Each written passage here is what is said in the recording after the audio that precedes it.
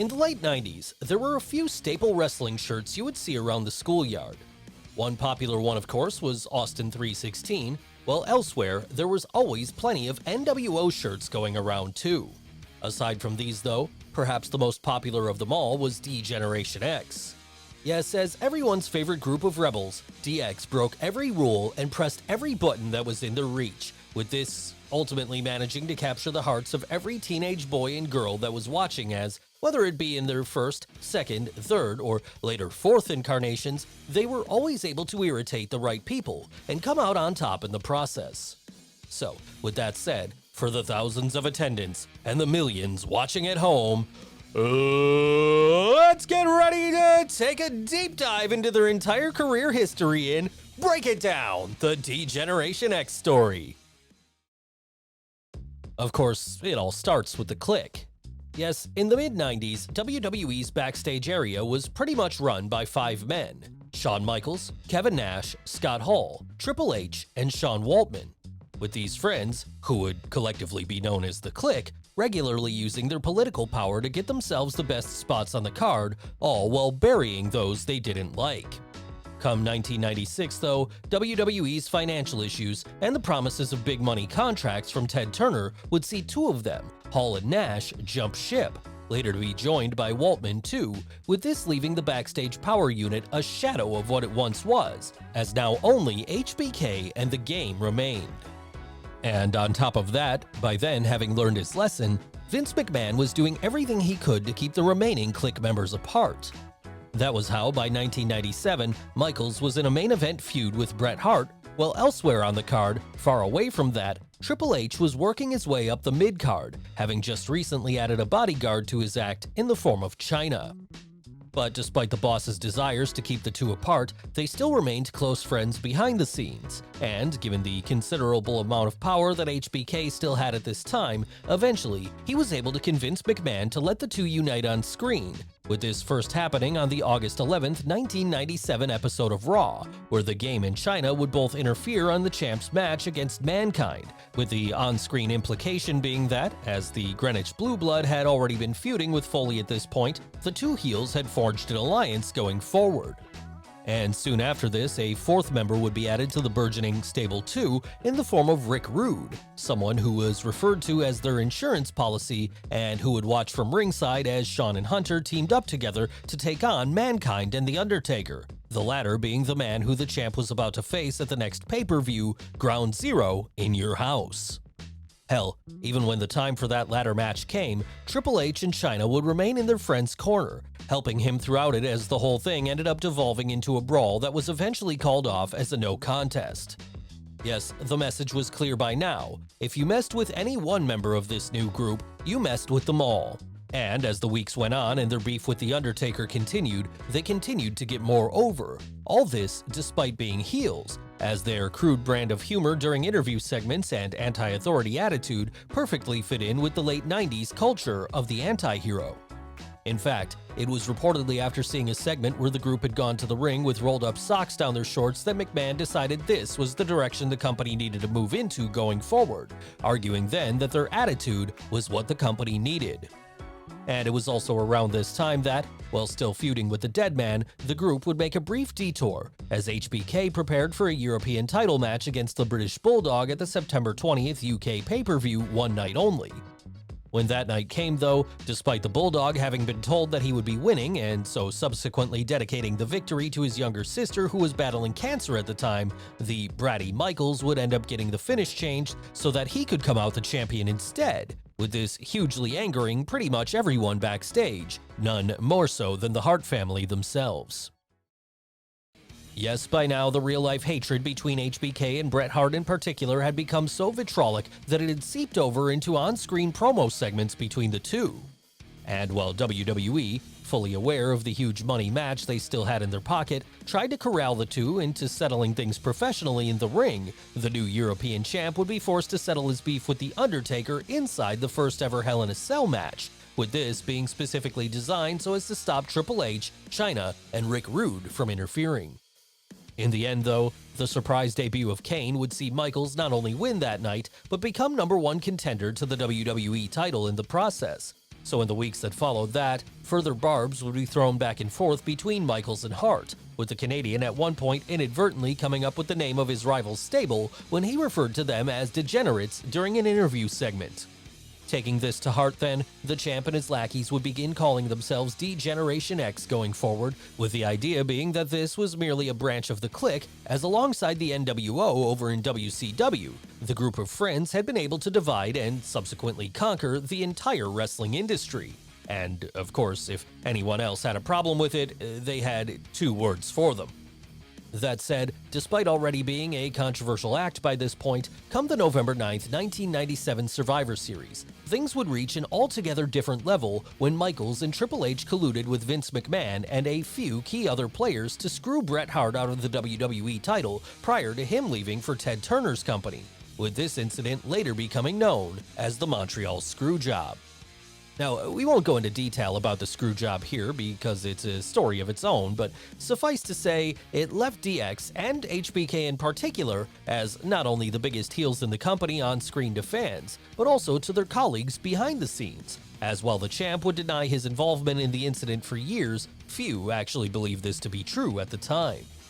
And as an added consequence of this, Rick Rude would quit the company in disgust too, with this forcing the now 3 remaining degenerates to capitalize on the monster heat they were receiving as the new WWE champion entered into a brief feud with Owen Hart, all while elsewhere, Triple H and Chyna were drawing the ire of WWE's on-screen commissioner, Sergeant Slaughter.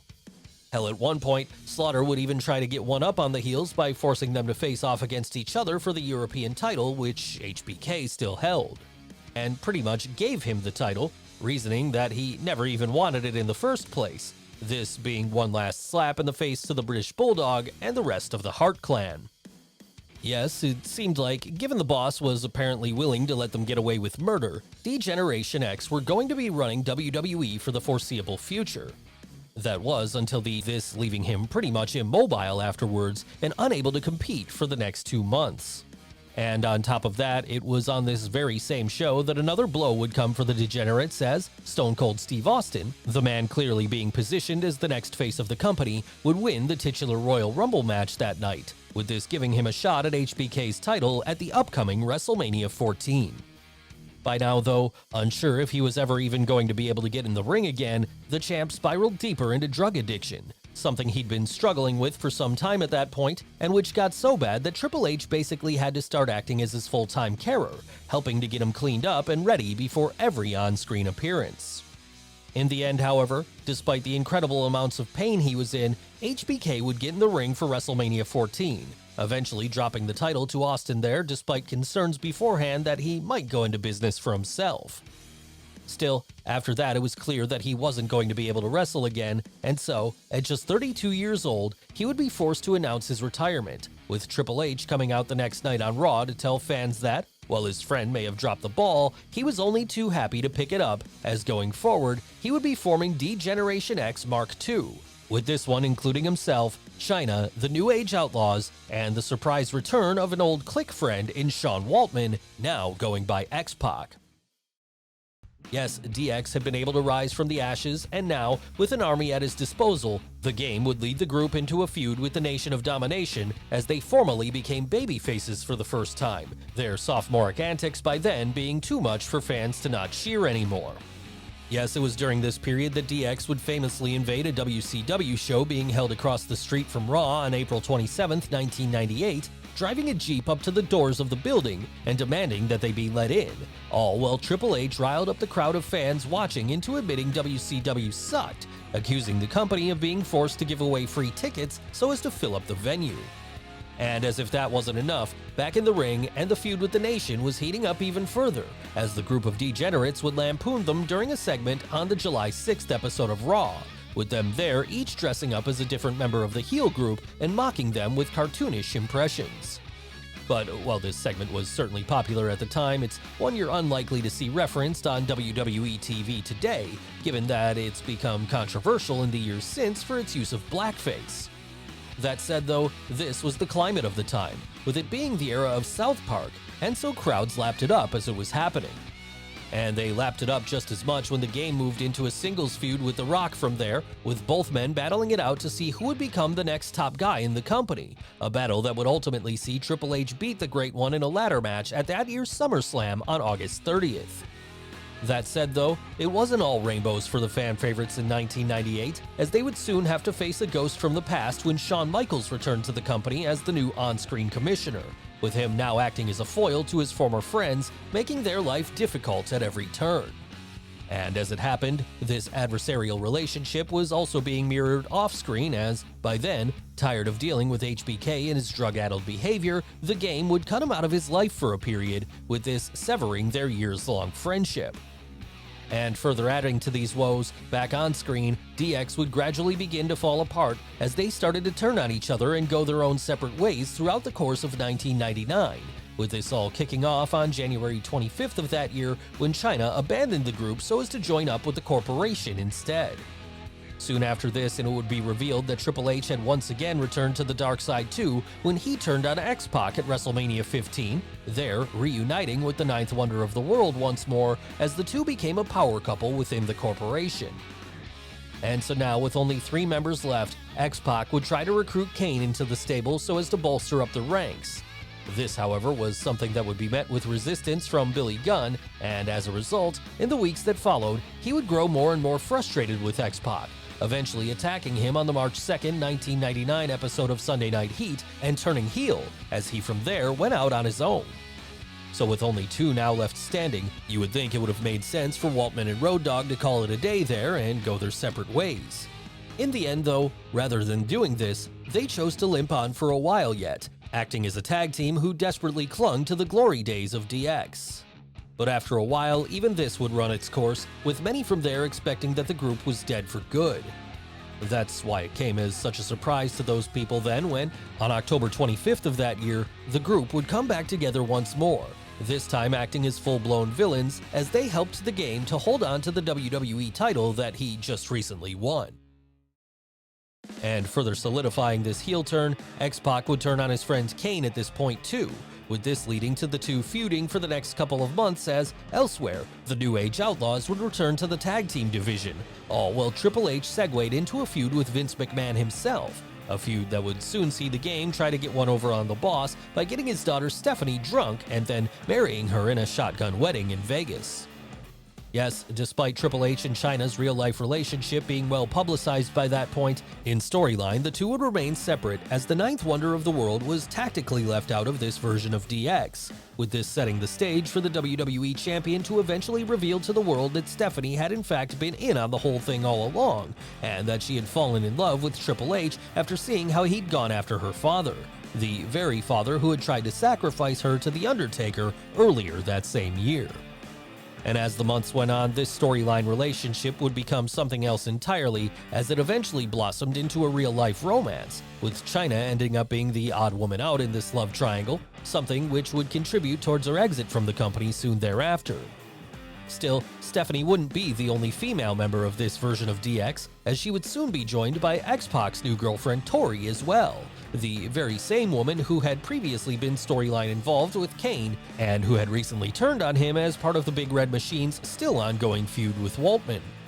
And so now, with the third incarnation fully formed, the Degenerates would find themselves flipping the script and acting as authority figures for the first time, with this role coming as a result of Triple H and Stephanie's power couple temporarily driving both Vince and Shane McMahon out of the company at the start of 2000. And as authority figures, DX would make life a living hell for every babyface on the roster, with them saving a particular level of wrath for Mick Foley, the man whom the Game would feud with over the WWE title in January and February. Hell, even when Vince and Shane returned in March, it wouldn't change the power dynamics much, as they would soon find themselves on the same side as the heels again, with this only serving to solidify DX's power even more as they continued to reign strong as the top stable in the industry. And that was how it went for the first half of 2000 then, with the DX McMahon-Helmsley faction running things, helping to keep Triple H in the title picture with The Rock, while elsewhere, Stephanie McMahon was becoming the women's champion, and Road Dogg and X-Pac were returning to tag team action. Sure, there would be bumps in the road for the group, like when Billy Gunn was ousted after suffering an injury that took him out of action for a while, but aside from that, the future looked bright for the corporate degenerates. Unfortunately though, as with all good things, it would have to come to an end eventually, and this would happen in the summer of that year when Road Dogg and X-Pac, frustrated with their lack of success as a team, turned on each other prior to SummerSlam, with this situation ending up leading to a match between the two at that pay-per-view as they both from there broke away from the group. But this didn't really matter to Triple H anymore because he, by then, no longer needed them, as he'd become one of the top stars in the industry on his own merits, with this being somewhere he would remain for the rest of his career. And so, aside from one more brief team-up to take on the Radicals on the November 6th episode of Raw later that year, that would be it for the stable, all until 2006 of course, by which point one of the OG members of the group, Shawn Michaels, would have returned from his career-ending injury. Yes, a couple of years prior to this fourth reunion, HBK would have made his return to the ring, his back injury having had time to heal up during his time away. And upon his return then, a tease of a DX revival with his old friend Triple H would immediately be hinted at, with the two having mended fences in real life by now. Ultimately though, at that point, the storyline would see the two feud together for a while instead, having one of the best matches in WWE history at SummerSlam 2002 in the process. That said, come 2006, it looked like it was finally going to be on, as at WrestleMania 22 in April of that year, both men would perform crotch chops during their respective matches, with them from there increasingly being interlinked on screen again, as finding a common enemy in the McMahons, they eventually decided it was time to return to the glories of the past, as on the June 12th episode of Raw, they would formally reunite once more, taking on the Boss's hired guns, the Spirit Squad, in a 5-on-2 handicap match at June 25th's Vengeance. But despite the excitement of seeing the duo back together again, fans who enjoyed the stable's shock jock antics of the 90s were ultimately left somewhat disappointed when it became clear that by now, as well as Michaels' born-again Christian beliefs. And while some older fans would criticize this new iteration of the once outrageous stable for these reasons, a lot of kids would get introduced to them for the first time here too, with this ending up being their version of DX. Even Triple H, who by then was a real-life member of the McMahon family, the irony of which wasn't lost on him as he would playfully play this up in his promos, argued that there was no way they could ever go back to being the braggadocious couple of kids they'd been in the 90s because they were by now pushing 40 and simply weren't those people anymore. So with that in mind then, the fourth iteration of DX would see much more cartoon-like antics as the duo repeatedly made fools of Vince and Shane. As well as that, they would have a notable feud against Rated RKO, with the elder statesman here helping to get Edge and Randy Orton over to another level. That said though, as time went on and both men would take sabbaticals from TV at various points, the focus became less and less on DX and more on their singles actions once again, with this being something that was especially noticeable when HBK became intent on ending The Undertaker's WrestleMania streak in 2009 and 2010, so much so that he would even put his own career on the line. And when Shawn was ultimately unable to do this, being forced to retire as a result, Triple H, in one last show of solidarity to his friend, would spend the next 2 years trying to beat the dead man too, with all this climaxing in the Hell in a Cell end of an era match at WrestleMania 28, which saw Michaels even act as a special guest referee. After that night though, realizing he was unable to beat The Undertaker, the game would move on to other things as the Heartbreak Kid settled into retirement. And while from there would be the occasional one-night reunions, such as the time Michaels returned at Raw 1000 on July 23, 2012, calling out Billy Gunn, Road Dogg, and X-Pac as all 5 members, Triple H included, celebrated in the ring, it was clear that the days of DX as an active stable were done, and that anything else that happened with it now was going to be an exercise in nostalgia. Still, it was a nice piece of nostalgia regardless, and one that WWE would only be too happy to play up whenever they needed to pop a quick rating going forward. Hell, at one point the company would even convince Triple H and HBK to get in the ring one more time when Michaels came out of retirement for one night at November 2nd, 2018's Crown Jewel, but the less said about that one, the better. No, the best thing to do is to remember DX for what it was across its various incarnations, one of the best and most influential wrestling stables of all time. Yes, whether it be the original collective of bratty heels, the later faction of fun-loving babyfaces, the authority figures of the McMahon-Helmsley era, or the middle-aged goofballs of the mid-2000s, DeGeneration-X will always remain one of the best things about WWE. And if you're not down with that, we got 2 words for ya! Well guys, what did you think of the video? Let us know in the comments below. Don't forget to smash the like button, subscribe to the channel, as well as follow Wrestle with Andy on Instagram and Twitter. Thanks for watching, and we'll see you next time.